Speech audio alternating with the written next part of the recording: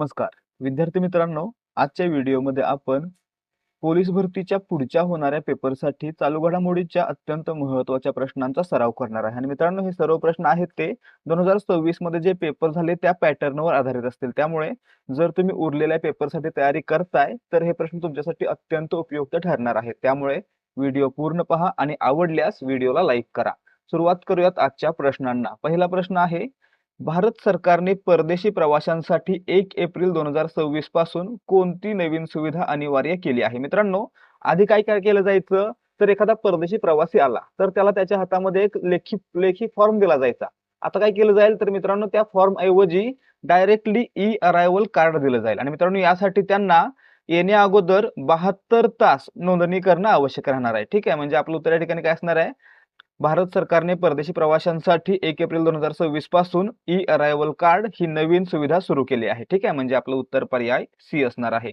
आणि मित्रांनो, पुढचा प्रश्न काय होता, की ई अरायव्हल कार्ड मिळवण्यासाठी परदेशी प्रवाशांना भारतात येण्यापूर्वी किती तासांच्या आत ऑनलाईन माहिती भरणे आवश्यक आहे? तर मित्रांनो, आपण पाहिलं 72 तासांच्या आत, म्हणजे आपलं उत्तर पर्याय सी असणार आहे. ठीक आहे. प्रश्न क्रमांक 3, सोलापुरात पार पडलेल्या चौथ्या महिला महाराष्ट्र केसरी कुस्ती स्पर्धेचे विजेतेपद कोणी पटकावले? आता मित्रांनो, या ठिकाणी पाहायचं आहे, चौथी महिला महाराष्ट्र केसरी स्पर्धा कोणी जिंकली? अमृता पुजारी, म्हणजे आपलं उत्तर या ठिकाणी असणार आहे पर्याय बी, अमृता पुजारी. लक्षात ठेवायचं आहे, ही आतापर्यंत दुसऱ्यांदा ही स्पर्धा जिंकणारी पहिली महिला बनलेली आहे. आतापर्यंत ही स्पर्धा 4 वेळा झाली, त्यापैकी 2 वेळा अमृता पुजारी यांनी जिंकलेली आहे. आता पुढे पाहायचं, यांना काय बक्षीस मिळालं, तर मित्रांनो यांना 51,000 रुपये रोख, त्यासोबतच चांदीची गदा, एक सोनेट कार आणि स्मृतिचिन्ह. लक्षात ठेवायचं आहे, 51,000, चांदीची गदा, सोनेट कार आणि स्मृतिचिन्ह. त्यासोबतच मित्रांनो, त्यांच्या प्रशिक्षकाचं नाव काय आहे हे देखील विचारलं जाऊ शकतं, कारण प्रशिक्षक महत्वाचे असतात. काही वेळा प्रश्न विचारला जातो. तर या ठिकाणी अमृता पुजारी यांच्या प्रशिक्षकांचं नाव आहे दादासो लवटे. लक्षात ठेवायचं. चौथा प्रश्न पुढे पाहायचं, प्रश्न क्रमांक 4 आहे, चौथ्या महिला महाराष्ट्र केसरी स्पर्धेत उपविजेती कोण ठरली? विजेती अमृता पुजारी हिनं वेदिका सासनेचा 7-0 असा पराभव केलेला आहे. किती? 7-0. ठीक आहे, म्हणजे आपलं उत्तर असणार आहे उपविजेती वेदिका सासने. आता मित्रांनो, महत्वाचा प्रश्न, अमृताला काय मिळालं? 51,000 रुपये, चांदीची गदा आणि सोनेट कार, त्यासोबत स्मृतिचिन्ह. मग मित्रांनो, उपविजेता स्पर्धकाला काय मिळालं? तर वेदिकाला 25,000 रुपये रोख, त्यासोबतच स्मृतिचिन्ह आणि बुलेट गाडी. ठीक आहे, इत्यादी गोष्टी मिळालेल्या आहेत. पुढे पाचवा प्रश्न आहे, चौथी महिला महाराष्ट्र केसरी स्पर्धा कोठे आयोजित करण्यात आली होती? मित्रांनो, सोलापूरमध्ये हरिभाई देवकरण प्रशाला या ठिकाणी निर्जरा केअर फाउंडेशन तर्फे या स्पर्धेचं आयोजन करण्यात आलं होतं. म्हणजे आपलं उत्तर काय असणार आहे पर्याय बी, हरिभाई देवकरण प्रशाळा. ठीक आहे, कुठे? सोलापूरमध्ये. आणि मित्रांनो, आयोजन कोणी केलं? निर्जरा केअर फाउंडेशन. ठीक आहे. पुढे पाहायचा प्रश्न क्रमांक 6, अमृता पुजारी हिने महिला महाराष्ट्र केसरी स्पर्धा कितव्यांदा जिंकली आहे? मित्रांनो, आतापर्यंत 4 स्पर्धा पार पडल्या, त्यापैकी पहिली स्पर्धा कोणी जिंकली ते तुम्ही मला कमेंट करून सांगायचं. दुसरी स्पर्धा 2024 साली कोणी जिंकली? अमृता पुजारी. तिसरी स्पर्धा 2025 साली भाग्यश्री फंड यांनी जिंकली. त्याच प्रकारे 2026 ची चौथी स्पर्धा पुन्हा अमृता पुजारी यांनी जिंकली. म्हणजे आपलं उत्तर या ठिकाणी काय असणार आहे? अमृता यांनी ही स्पर्धा दुसऱ्यांदा जिंकलेली आहे. कधी? 2024 ला एकदा आणि 2026 ला एकदा. म्हणजे आपलं उत्तर पर्याय बी असणार आहे. लक्षात ठेवायचं आहे, पहिली तुम्ही कमेंट करून सांगायचं, दुसरी अमृता पुजारी, तिसरी भाग्यश्री फंड आणि चौथी अमृता पुजारी. ठीक आहे. प्रश्न क्रमांक 7, उत्तराखंड नंतर समान नागरी कायदा मंजूर करणाऱ्या देशातील दुसरे राज्य कोणते ठरले आहे? मित्रांनो, स्वातंत्र्यानंतर भारतामध्ये समान नागरी कायदा लागू करणारं पहिलं राज्य कोणतं होतं? उत्तराखंड. दुसरं कोणतं बनलेलं आहे? तर दुसरं आहे गुजरात. म्हणजे आपलं उत्तर पर्याय सी असणार आहे. ठीक आहे. प्रश्न क्रमांक 8, गुजरातच्या UCC म्हणजे समान नागरी कायदा विधेयकानुसार विवाह झाल्यानंतर किती दिवसांच्या आत नोंदणी करणे आवश्यक आहे? तर या ठिकाणी पाहायचं आहे, विवाहानंतर 60 दिवसांच्या आत नोंदणी करण्याची सक्ती करण्यात आलेली आहे. म्हणजे आपलं उत्तर पर्याय सी असणार आहे. प्रश्न क्रमांक 9, गुजरातच्या UCC विधेयकानुसार बळजबरीने किंवा फसवून विवाह केल्यास किती वर्षांपर्यंत तुरुंगवासाची शिक्षा होऊ शकते? तर मित्रांनो, या कायद्यानुसार जर फसवून आणि बळजबरीने लग्न केलं तर 7 वर्षापर्यंत शिक्षा होऊ शकते. म्हणजे आपलं उत्तर या ठिकाणी पर्याय सी असणार आहे. यावर देखील प्रश्न येणार आहेत मित्रांनो. मुंबईसाठी तयारी करताय तर तयार राहा या प्रश्नांसाठी. प्रश्न क्रमांक 10 पहा. गुजरातचे समान नागरी कायदा विधेयक 2026 कोणत्या समुदायाला लागू होणार नाहीये मित्रांनो? त्या राज्यातील आदिवासींच्या प्रथांचं संरक्षण करण्यासाठी एसटी म्हणजे अनुसूचित जमाती या प्रवर्गाला समान नागरी कायदा विधेयक 2026च्या तरतुदी किंवा मर्यादा लागू होणार नाहीयेत. म्हणजे आपलं उत्तर असणार आहे पर्याय सी. गुजरातचं जे विधेयक आहे ते अनुसूचित जमातींना म्हणजे एसटींना लागू होणार नाहीये. ठीक आहे. प्रश्न क्रमांक 11. गुजरात विधानसभेत समान नागरी कायदा विधेयक कोणी मांडले? आता मित्रांनो या ठिकाणी विधेयक तर खूप मोठं आहे, तर मांडणारा व्यक्ती पण मोठा पाहिजे. त्यामुळे या ठिकाणी हे विधेयक आहे ते त्यांचे मुख्यमंत्री, गुजरातचे मुख्यमंत्री भूपेंद्र पटेल यांनी मांडलेलं आहे. म्हणजे आपलं उत्तर पर्याय ए असणार आहे. प्रश्न क्रमांक 12. गुजरात राज्याच्या यूसीसीचा मसुदा कोणत्या निवृत्त न्यायाधीशांच्या समितीने तयार केला? मित्रांनो मसुदा कोणी बनवला? तर न्यायमूर्ती रंजना प्रकाश देसाई यांनी. म्हणजे आपलं उत्तर या ठिकाणी देखील पर्याय सी आहे. लक्षात ठेवायचं आहे, गुजरात राज्याच्या यूसीसी म्हणजे समान नागरी कायदा विधेयकाचा मसुदा आहे तो न्यायमूर्ती रंजना प्रकाश देसाई यांनी आणि यांच्या समितीनं तयार केला होता. ठीक आहे. विद्यार्थी मित्रांनो, आता सगळं सोडून थोडा वेळ फक्त इकडे लक्ष द्या. तुम्ही या व्हिडिओपर्यंत पोहोचलाय म्हणजेच तुम्ही नक्कीच पोलीस भरतीसाठी तयारी करताय. आणि मित्रांनो, तुम्ही तयारी करताय म्हणजे तुम्हाला माहीत असेलच की पोलीस भरतीसाठी मागील वर्षांच्या प्रश्नपत्रिका सोडवणे किती आवश्यक आहे. त्यासोबतच नवीन प्रश्नपत्रिका सोडवून त्या परीक्षेसाठी तयारी करणं आणि टाईम मॅनेजमेंट करणं हे देखील आवश्यक आहे. आणि मित्रांनो, यासाठीच ध्येयाधिकारी स्पर्धा परीक्षा मंच घेऊन आलेला आहे फक्त 60 रुपयांमध्ये 30 सराव प्रश्नपत्रिका, 30 पेपर फक्त 60 रुपयांमध्ये. आणि मित्रांनो, यामध्ये आपल्याला प्रत्येक पेपरमध्ये 100 प्रश्न असतील आणि त्या 100 प्रश्नांचं पूर्ण स्पष्टीकरण देखील असणार आहे. आणि हा जो पॅटर्न असणार आहे तो 25-25चा पॅटर्न असणार आहे. म्हणजेच मराठीचे 25, सामान्य ज्ञानाचे 25, गणित बुद्धिमत्ता 25-25 असा पॅटर्न असणार आहे.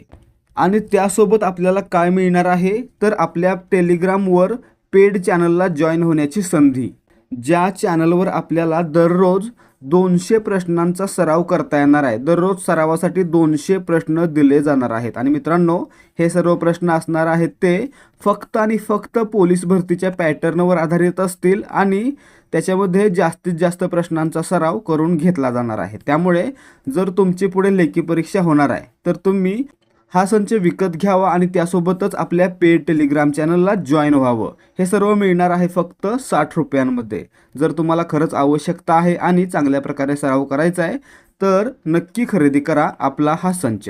तर या ठिकाणी तुम्हाला जर याचा डेमो पाहायचा असेल तर तो मिळणार आहे 75 17 24 91 19 या व्हॉट्सॲप नंबरवर. यावर व्हॉट्सॲप करा आणि डेमो फ्रीमध्ये पहा.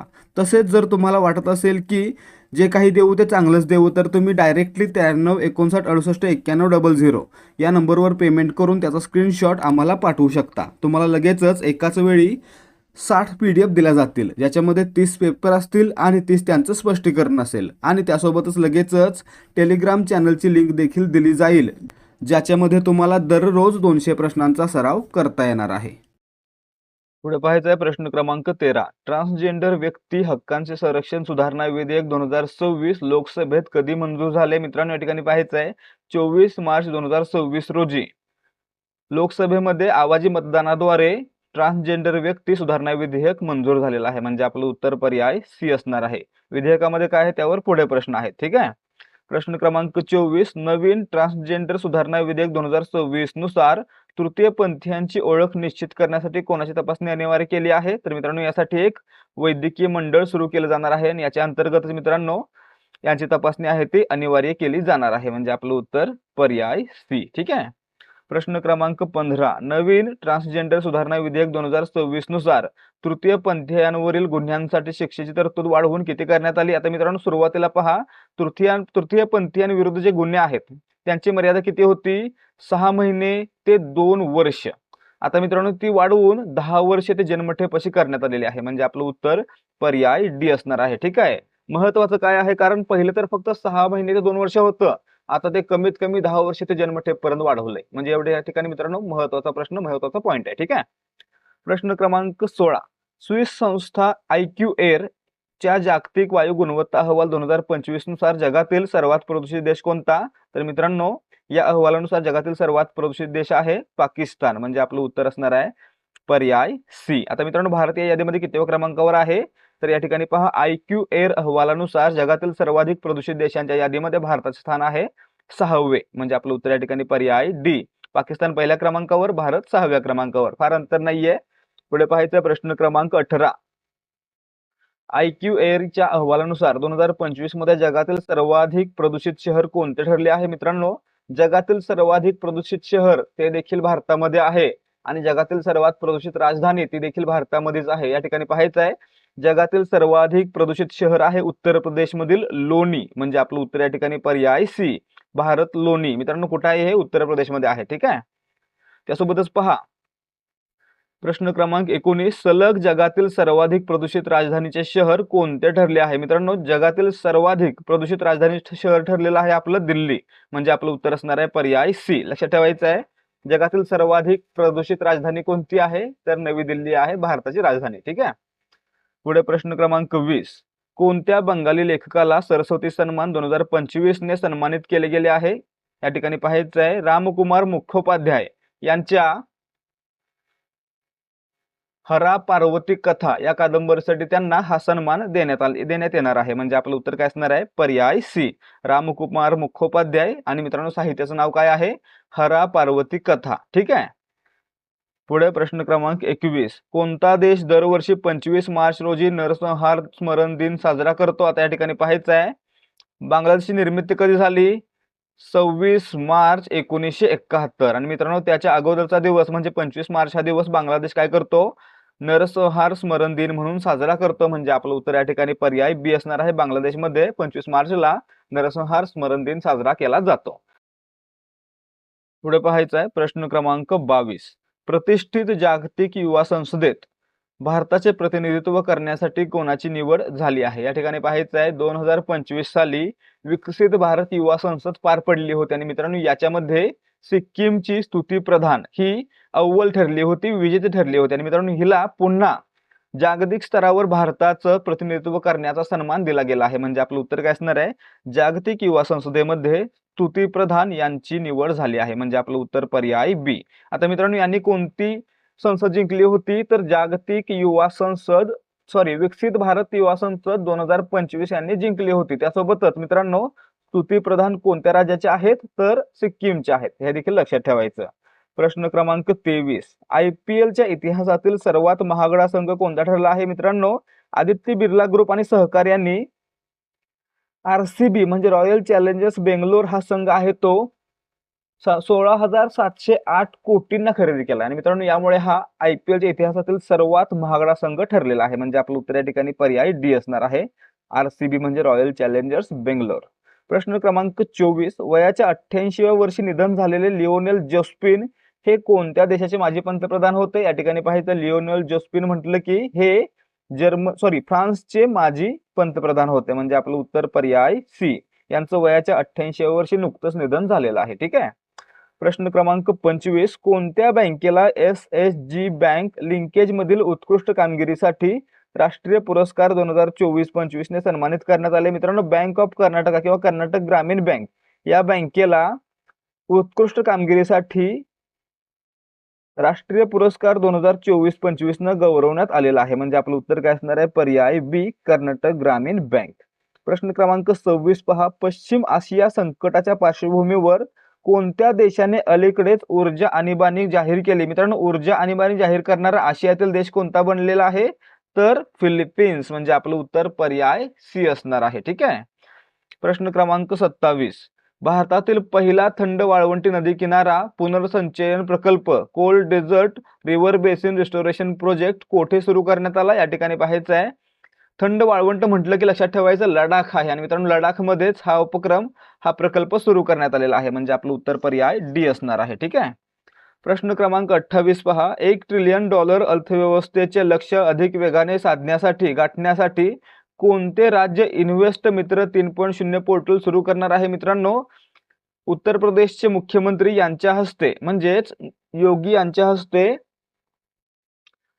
उत्तर प्रदेश राज्य सरकारनं इन्व्हेस्ट मित्र 3.0 हे पोर्टल सुरू केलेलं आहे. म्हणजे आपलं उत्तर असणार आहे पर्याय डी, उत्तर प्रदेश. उद्घाटन कोणाच्या हस्ते झालं तर योगी आदित्यनाथ यांच्या हस्ते झालं. ठीक आहे. प्रश्न क्रमांक 29.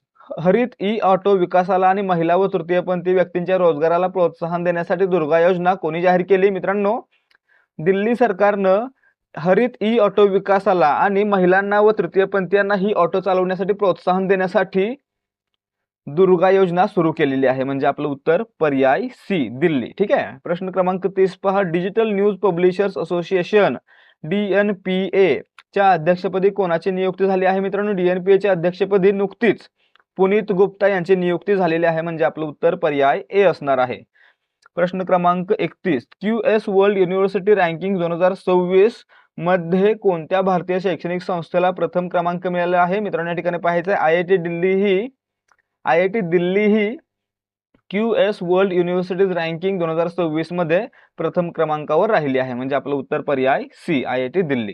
प्रश्न क्रमांक 32. संघर्षग्रस्त भागातील वीज वाहिन्यांचे संरक्षण करण्यासाठी भारतीय नौदलाने कोणती मोहीम सुरू केली आहे? मित्रांनो, भारतीय नौदलानं ऊर्जा सुरक्षा, ऑपरेशन ऊर्जा सुरक्षा ही मोहीम संघर्षग्रस्त भागातील म्हणजे समुद्रातील वीज वाहिन्यांचे संरक्षण करण्यासाठी सुरू केलेली आहे. म्हणजे आपलं उत्तर पर्याय बी, ऑपरेशन ऊर्जा सुरक्षा कोणी सुरू केली? भारतीय नौदलानं. कशासाठी?